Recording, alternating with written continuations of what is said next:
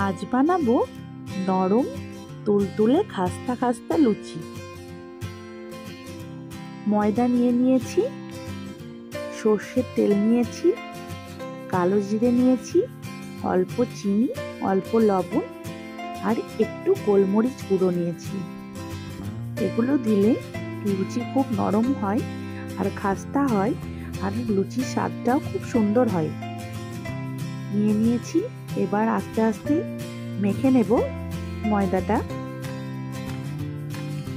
আমার মেয়ে খুব লুচির ভক্ত, লুচি খেতে খুব ভালোবাসে, তাই মাঝে মাঝেই ওর জন্য টিফিনে বানাই, আর স্কুল থেকে আসলে তখনও এসে খেতে চাই, সেই জন্য বানিয়ে রাখি।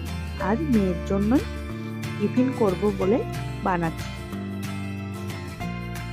মাংসর মতন করে গুগলি রান্না করে রেখেছি, মিষ্টি এনে রেখেছি, আর এই লুচিটা গরম গরম ভেজে দেব মেয়েকে।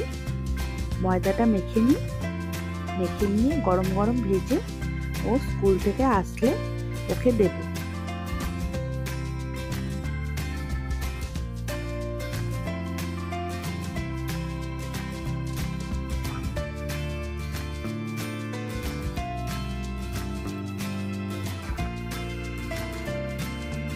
ময়দা মাখা হয়ে গেছে, দেখো হাতে আর লাগছে না। এরকম ভাবে মেখে কিছুক্ষণ ঢাকা দিয়ে রেখে দেব। যখন ময়দাটা কিছুক্ষণ ঢাকা দেওয়া থাকবে, তারপরে আরো নরম হবে যখন লুচিটা করব। কতগুলো লুচি ভাজা হয়ে গেছে, সেগুলো তুলে রেখেছি।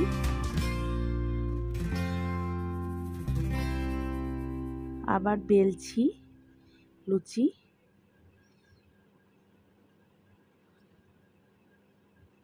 এটা আমার হাজবেন্ডের জন্য করলাম।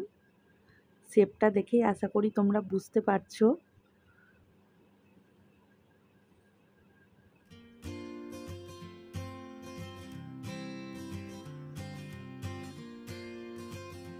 বেলে নিলাম, এবার ওগুলো ভেজে নেব।